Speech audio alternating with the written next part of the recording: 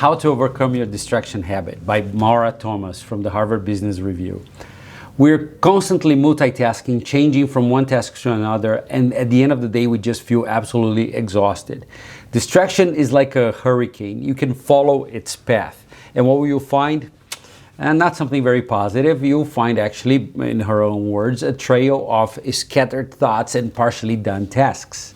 And here the author shares something that I think is really important. She shares that what really drives us is making progress, or the feeling that we have made progress towards a goal, whatever goal is it that we have in front of us. And if progress drives us, no wonder we feel lost, exhausted, and disconnected at the end of the day when we can't finish and claim have made any progress on anything. So Gloria Mark and colleagues showed that we often switch from one task to another every few minutes. Just pay attention to your own behavior. And when you sit down to do anything, all of a sudden the sweet talk of your dark horse say, no, stop doing this, go do something else. And we end up listening to it and succumbing to it.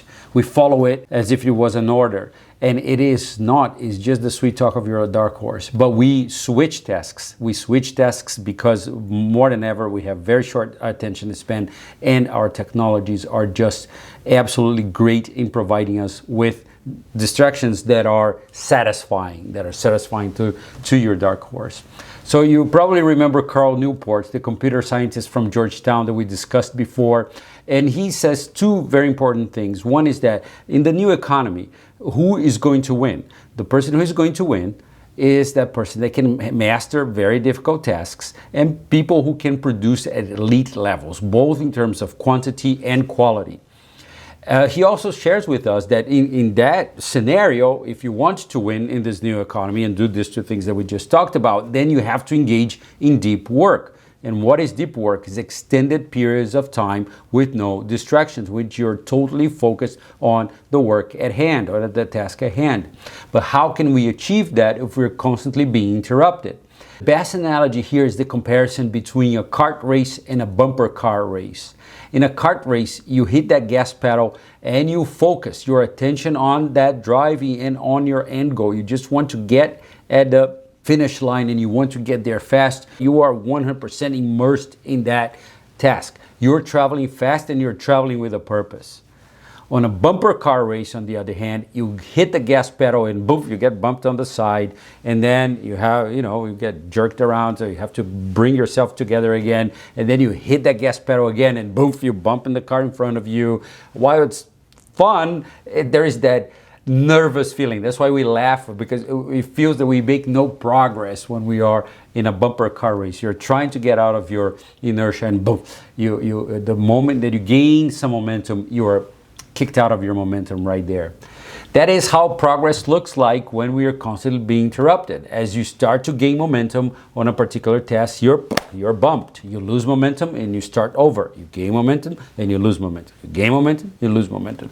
No need to say that in order to achieve anything, we need to gain momentum and we need to keep that momentum. More on that in a few seconds. In achievement science, there is something that's called attention residue.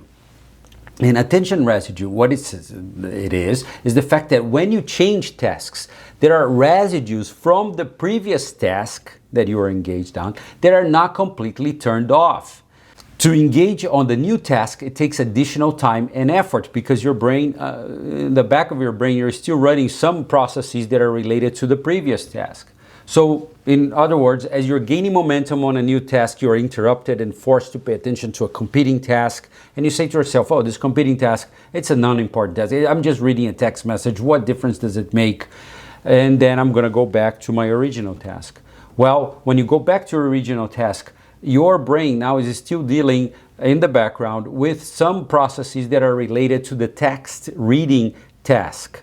And that takes time and energy for now your brain to be fully focused again, to gain momentum again on your original task. And remember that most of these original tasks that you're engaged on, these are the tasks that are going to make your future, that will enhance your future. Maura Thomas reminds us that tasks require activation energy. in chemistry, when you are trying to mix two chemical components, you have to apply some type of activation energy for reaction to occur. Usually you apply heat. To get things done, we also need activation energy. It's very hard to get out of a state of inertia and get something going. As you know it very well, the moment you try to get out of inertia, your dark horse will kick, it will buck, it will convince you that inertia is a much better state, and we know it is not. So when you want to get something done, you need to apply that activation energy. But we apply the energy to get an action going, and now these days we're allowing that activation energy to be dissipated or to go to waste by allowing external interferences to bump us out of our momentum. So what can we do about it? Find the right time, a time with no distractions. You know your day better than anyone else. When is it that you have time to focus on tasks without being interrupted, that you can engage in deep work? And remember, that is not only time, but also energy. When is it that you have the energy to engage in that activation of tasks? Block your technology. Any technology that is distracting to you, just block it out so that your dark horse doesn't get enticed by it and won't be enticed to respond to it. And engage in tasks until you gain momentum. Again, it's like pressing that pedal and going deep into that pedal. Engage, gain momentum, and don't leave it until you feel you have made progress. If progress is what drives us, don't race a bumper car race, run a kart race. Good luck to you. If you like this video, please like, comment, share. There are probably other people out there who need this message, perhaps more than you. So spread the love. Thank you very much and good luck.